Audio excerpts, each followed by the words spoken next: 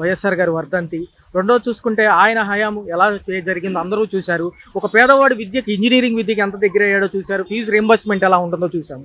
అదే విధానంగా జగన్మోహన్ రెడ్డి గారు కూడా కొనసాగిస్తూ వచ్చారు. మరి ఎలా ఉంది కూటమి ప్రభుత్వం రాష్ట్రంలో 15 నెలల పరిపాలన గురించి అడుగుతుంటే అందరూ కూడా ఏం మాట్లాడలేక సైలెంట్గా ఉంటున్నారు ప్రజలందరూ. ఏం జరుగుతుందంటారు? కూటమి ప్రభుత్వం పాలన చాలా బాగుంది. ఎలాగ బాగుంది అంటే ప్రజలకి న్యాయం జరిగేటట్టు ఏం కాదు. కన్న కొడుక్కి ఐటీ విద్యాశాఖ మంత్రిగా ఉద్యోగం వచ్చింది. దత్తపుత్రుడు ప్యాకేజ్ స్టార్ పవన్ కళ్యాణ్కి ఉప ముఖ్యమంత్రి పదవి వచ్చింది. అలాగే ఎవరైతే ఈ చంద్రబాబు నాయుడు కోవర్ట్ ఉన్నారో అందరికీ కూడా చక్కటి మంత్రి పదవులు కానీ ఎమ్మెల్యే పదవులు కానీ రాష్ట్రంలోని 175 161 ఎన్నో కూటమిలోని ఉన్న వాళ్ళకి ఉద్యోగాలు వచ్చినాయి తప్ప రాష్ట్రంలో ప్రజలకు కానీ నిరుపేదలకు కానీ విద్యార్థులకు కానీ ఎవరికి కూడా ఎటువంటి న్యాయం జరగట్లేదు. చూసుకున్నట్లే ఏంటి సార్, విశాఖ ఉక్కు పరిశ్రమ మళ్ళీ ప్రైవేటీకరణ అయిపోయింది. 45 డివిజన్లుగా విడగొట్టి చేస్తున్నారు, టెండర్లకు పిలుస్తున్నారు. గతంలో అమిత్ షాతో మాట్లాడి నేను విడుదల చేయించాను, కానీ కార్మిక సంఘాలు ఇంట్రెస్ట్గా లేవు. విశాఖ ఉక్కు అలా ప్రభుత్వ పరంగా ఉండటం అనేది వాళ్ళు ఏదైతే ఉందో వాలంటీర్ రిటైర్మెంట్ అమౌంట్లు ఎక్కువ ఇస్తా అంటే వెళ్ళిపోతారు అన్నట్టుగా ఆయన మాట్లాడుతున్నారు. ఇదే నా నిబద్ధత. పవన్ కళ్యాణ్ అసలు పవన్ కళ్యాణ్కి నిబద్ధతకి సంబంధం ఏంటి? అసలు నిబద్ధత ఉన్న వ్యక్తే నాకు పవన్ కళ్యాణ్. ఈరోజు గత గవర్నమెంట్లో ఉన్న ఎక్కడ ఎన్డీఏలో ఉన్న కేంద్ర మంత్రి చెప్పారు, ఆ రోజున విశాఖ ఉక్కుని ప్రైవేటీకరణ చేస్తుంటే ఆపింది జగన్మోహన్ రెడ్డి గారు అని.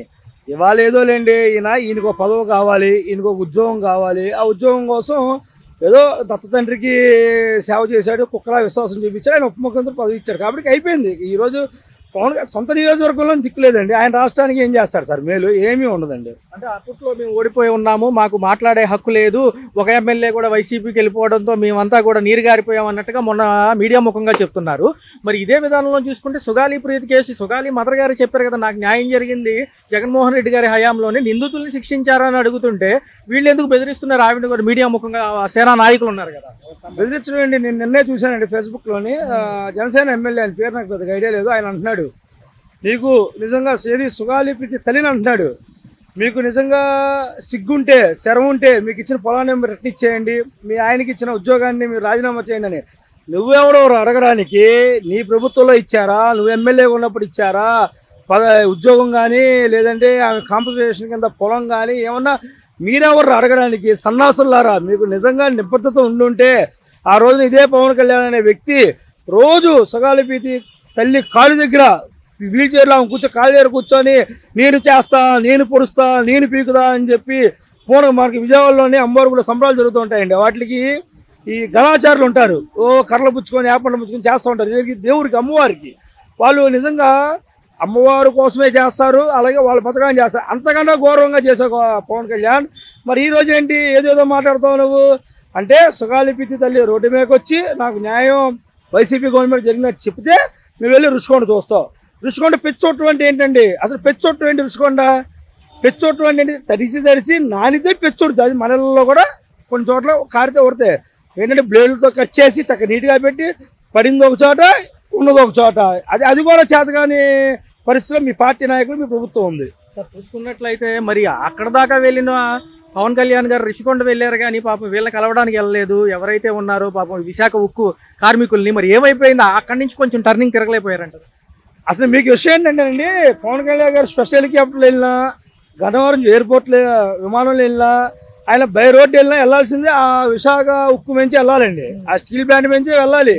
కానీ ఆయనకి తెలుసండి అక్కడికి వెళ్తే అక్కడ ఉన్న కార్మికులందరూ తిరగబడతారని భయం వేసి వెళ్ళలేదు, అంతే.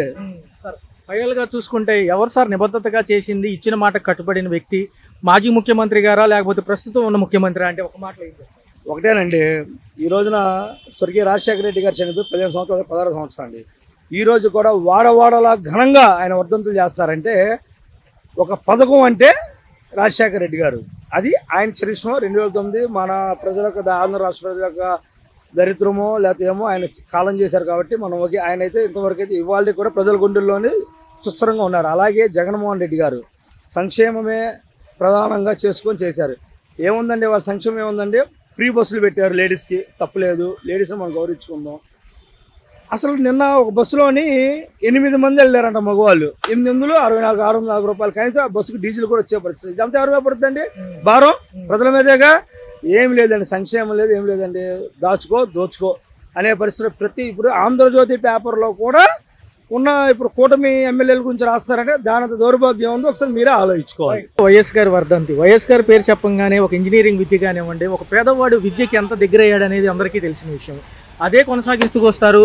ఒక పక్క చూసుకుంటే ఎవరైతే జగన్మోహన్ రెడ్డి గారు ఎలా ఉందన్న చూసుకున్నట్లయితే వీళ్ళెవరిని కూడా మర్చిపోలేరు.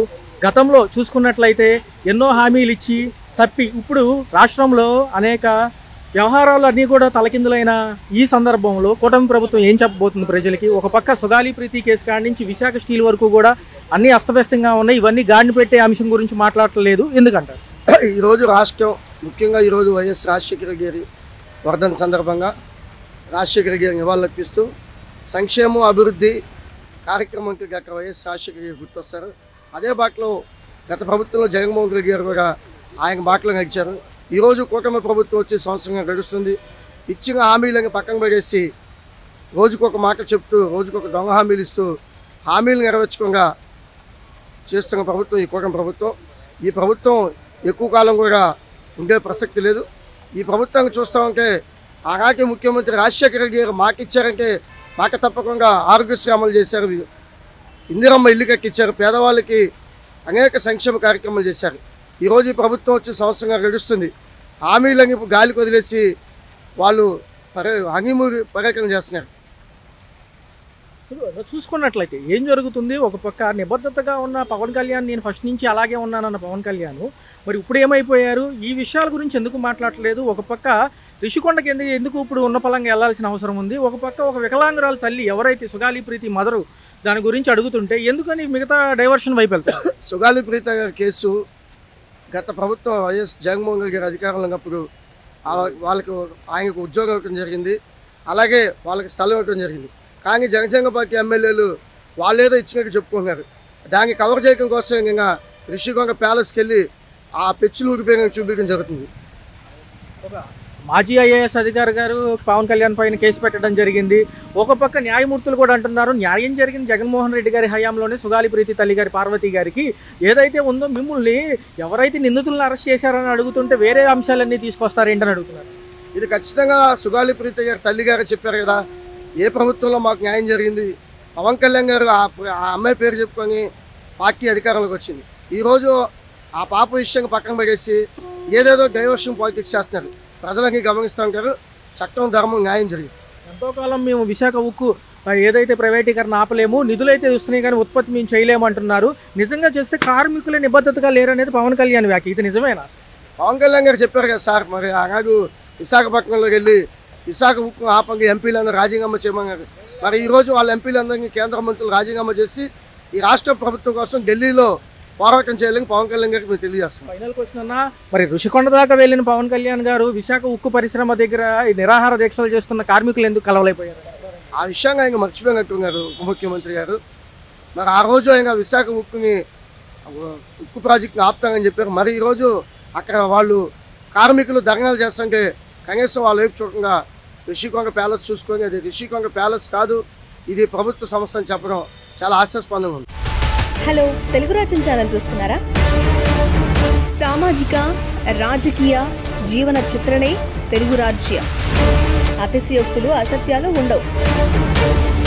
రాజకీయ కోణం కాదు, ప్రజా కోణమే కొలబద్ద.